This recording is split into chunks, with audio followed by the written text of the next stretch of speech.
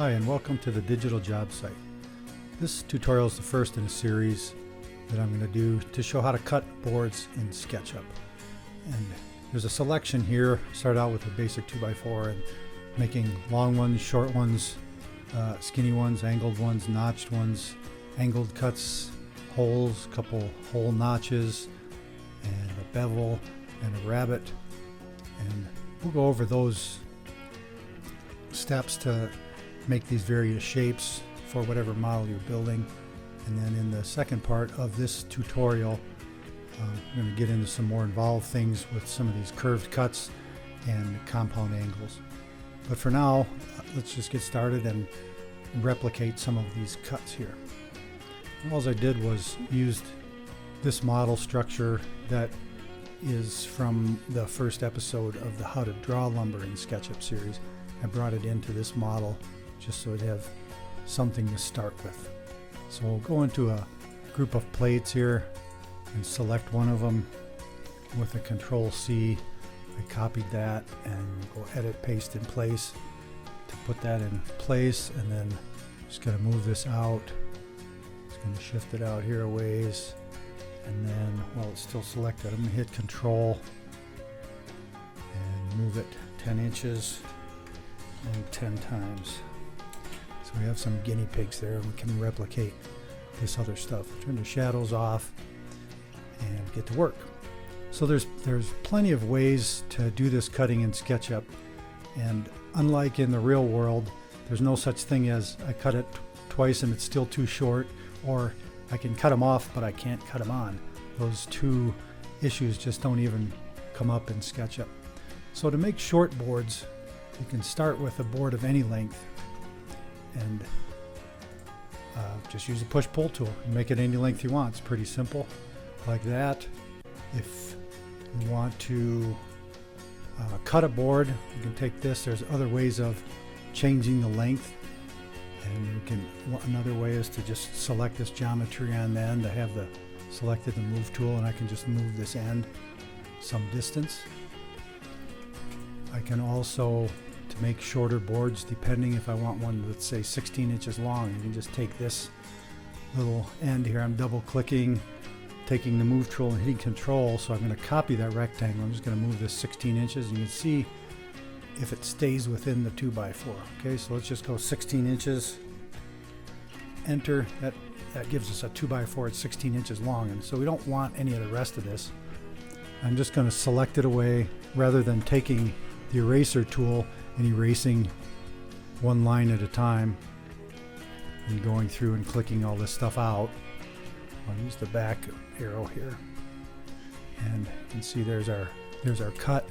Now I'll drag from upper right to lower left, and anything this dotted line touches or surrounds is going to get deleted, so we can just delete away the rest of the board.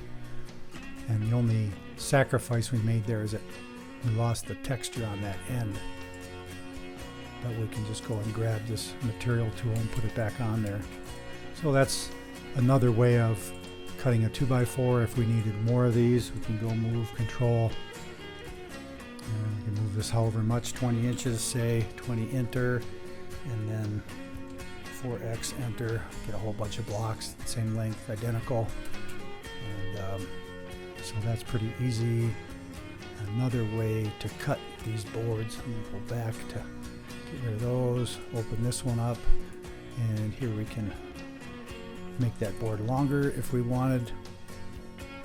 And another way to cut these, depending on what situation you're looking at, depending on how your model is being built. I'm just going to draw a rectangle here. If you sized that rectangle, you could get specific length blocks to be left over. And so I just used the push-pull tool there. Now it left this little back edge in there, and so the quickest way to delete that is upper right to lower left and delete. Now we get rid of that geometry. So there's another way to cut that. You can use the same process. I forgot to hit the Control key to move that line, so I just want to move the line here. Now we've divided that geometry again. We can just get rid of parts. So it's very easy to do all this work, and you're not spending the time to draw a series of lines to extend or delete these parts. You can do it this old-fashioned way. This is how you'd do it if you were drawing it with a pencil and paper. You can just draw all these lines in here, and then you'll end up with that 2x4 of a certain length. That's a huge waste of time in the world of SketchUp. And the reason that this isn't turning into faces is because I'm not inside a group. This is still a group, and this isn't. So if I select these items, go Control C, copy, which copies them, then delete them, then go inside this group. Now we're inside this group. Edit, paste in place, and that puts that extension on there. And then we need to retrace lines to get the faces to fill in. But you can see how senseless that activity is when you can just stretch the board one way or the other, and then all your materials match up. So that covers straight cuts pretty well. To go in and rip a board, you're going to figure this out right away. Everybody watching is already 10 steps ahead of me. We want to rip, say, 2 inches off. We're going to take that line, move it, and with the Control key we just move it 2 inches, and then we can use the push-pull tool. Zip, there goes the board. And we can do the same thing. Hit the back key there, erase those 2 steps. You could take a long line, move Control 2 inches, same difference, to enter, and then just push this board down this way and get the same rip like that. One note of caution is when I'm selecting these lines, I've just clicked on one line. You can see it selected when it's blue like that. If I just use the Move tool and don't copy it, that's going to stretch the board, and that's not what we're trying to get done in this operation. So make sure you hit the Control key to move a copy of the geometry, not the line itself. And you can see in this instance I dropped that line and it's not connected to the edge. So if I go to push-pull this down, it's not going to rip it, it's going to move the whole surface. And the other thing is that line sticks out this end, whoops, which can create problems. It's the same difference, it hasn't separated the faces. And you can tell that it's not connected because that line is bolder. This line is bolder than these when you're black. So if I use the back arrow and move that line, now I select this and pay attention when I'm moving it. I'll pick this line up, move it over, make sure it stays on the edge, and then we can do this push-pull operation. I'm going to back that up again and show the other thing that can happen here. When you move that, I didn't press the Control, so it's distorting the whole box. Now that I press Control, I can move this, but if I drop it somewhere and I don't like where it is and I go to move it again, then all of a sudden I've got this other problem again. It's distorting this face. So, and moving and copying the geometry, whether it's the end, make sure you press Control, and then you have to get it where you want it in one move. If I drop it here and then move it again, it starts misbehaving. In this case, it can't bend all those surfaces, so it's not doing anything. And if you're off by 1 pixel, it won't work. But it's pretty easy to line these things up. And when I hit Move and Control here, you can see this little red dotted line forming. That lets me know I'm moving exactly in that direction.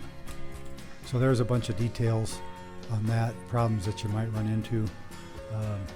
Next thing in line there is 2x4 with an angled cut.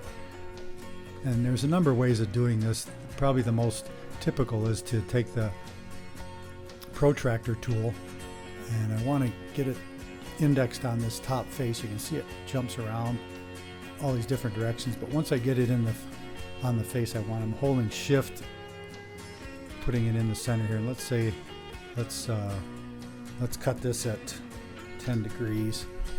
So we can use the protractor to draw a line and then just trace the line and make sure that you're in group edit mode, component edit mode, or whatever, so that you're affecting the geometry. You can see when the face is separated by these blue dots that you've done the operation correctly. And then we can just take this tool and delete the piece away. Another way to do this, and it might come in handy in some instances, I'm just going to come out here and draw a line, some random distance and a line of a random length. Then I'll select this line. I have to click right on it to select it. Take this, now I'm using the rotate tool, and getting in that blue direction, I'm going to just move this. Let's go this way. 21 degrees. How does that sound? And then we can just move this line by picking up the end point and then dropping it on here somewhere. And then we can just delete away the angle part. We got this little tail of a line to get rid of. And just another way of going about it, depending on your modeling circumstances, one way or the other might be faster for what you're doing. And all this geometry is easy to move. If I can select the geometry, hit Control, or grab Move, hit Control, I can move a copy of this geometry out of it. I'm just moving it out a random distance. Take the Scale tool, grab this little deal in the middle, and then go to a -1. While it's still selected, I hit the Move tool. I'm just going to grab this piece and then stick it down here. And this is something else I have to do in one move. If I do it in two, it's all goofed up. So I'll go back, and then taking the Move tool, just going to stick it in this board here, and then we just chop the other end of that the same way. We could do the same thing. I'm going to go back up here, and you can take and scale this the other way, triple clicking to get all that geometry, and then we can just scale it the other way. I'm going to hold down the Control key to get it to invert around itself, and then watch the value control box in the lower right hand corner to get a -1.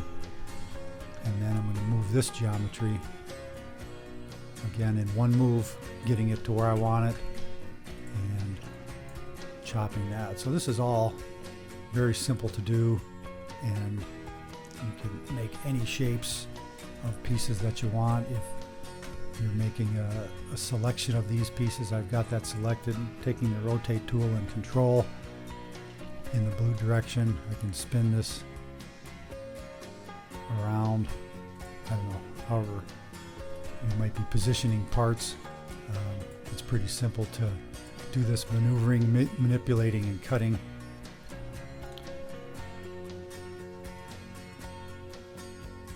And I don't know what that part would do anybody any good for, but it gives you an idea of how to work with these parts. It's all pretty quick and simple. No splinters, no crooked boards, no saw blades to cut your fingies. So it's SketchUp's a pretty great thing to do. The next thing we're looking at here is a couple of notches, and there's, as you might suspect, who knows how many ways to do this, but I'm just going to go into a 2x4 group here, grab a line on the end. You can see it's blue when I selected it. Move, hit Control, put this where I wanted it, let's say 12 inches, and then say we want to make a 5.5 by 1.5 notch. So that line's still selected. I'm just going to hit Control again, move this 5.5. I just enter that on the keyboard and press Enter. It automatically moves it 5.5 inches. I don't have to use the tape measure tool for dinking around. And you can see that it's separated that face because these are all individual faces. So you take the Push-Pull tool and just grab the right piece. That one, I want that one to go back 1.5. Gives us a quick and easy little notch of any width and depth just by moving the geometry. You can go through the gears with the tape measure tool or the protractor tool and work on it that way, but I usually usually end up doing a little more shortcut method to get some of these things done. So we'll make an angled notch in the edge. Again, I'm just indexing to the corner of this 2x4, come out here some random distance, and I'm going to draw a vertical line, making sure that that is blue. When I draw it, that means it's going up. Select the line, grab the rotate tool, index it in the green direction this time. Hold down shift, get right on this end point, and let's just tip this 30 degrees. All right, and we're going to move it in one clean sweep. In this case, actually could move it in a couple sweeps. Let's see what happens here. Yeah, it just affects that little tag of a line, so that doesn't matter. We've got that. Let's move it again. This piece of the line, let's move it over 4 inches. Delete this little tag of a line here, and then we'll just pull this out back 0.75, and we have a couple of notches. You can see from those steps that there's unlimited variations to do this stuff. We could select this geometry. I got to get into group edit mode, and then if I select this geometry and move a copy of it, as long as I move it away from the other one, that's okay.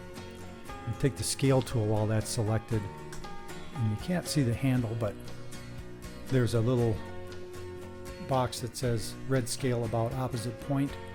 So once I've got that handle and hold down control, it'll just make a reverse image of that when I hit -1. And then this can be just pushed back. And I pushed it too far, so it deleted that face. I'm going to back out and try that again. Let's go 0.75, enter. Yeah, it keeps wanting to delete that back face. I don't know why, but that's easy to fix. Let's just draw one of these. Retrace that. The material tool. Paint our texture back in there. So we created a notch, an angled, going either way with very little modeling effort. Moving on, let's do a couple of these other angle cuts. They're very similar to this last step that we just did. You take the protractor tool if you want, index it where you want to go. If I click across the board in the green direction and then tilt this way, whatever amount, let's say 22.5 degrees, you can retrace that protracted line. Take the line, move it and copy it. Some random distance here. And if we're making straight angle cuts, we can just pull this all the way out. We could, hitting the back arrow, we could make this 3/4 of an inch deep or whatever, or take it all the way out. Now you can see this back face is staying in there, so I'll just hit something I didn't want to hit there. So this back face, I'm hitting the space bar to get out of that tool, drag upper right to lower left and delete the geometry that we don't want. Now we have 2 of these boards, or 2 of these sections. We can make this piece a group, and then move and copy it. And let's see what happens if we scale that to -1. And because these are both groups, they can exist in the same place. Doesn't hurt anything. If that was free geometry, we'd end up with a mess in the middle there. But I'm just going to move this down, connect up there. Now we can take the rotate tool and swing this around. Oops, I missed my mark. We go, let's say I need to go 45, I think. Yeah, 45 makes that 22.5 degree miter fit. So that's pretty simple, makes it handy. We've got another angle. This one was going the other way.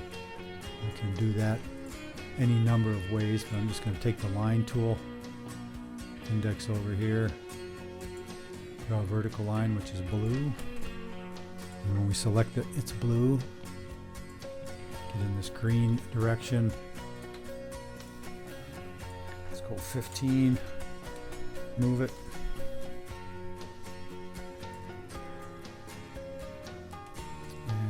Control and move it again.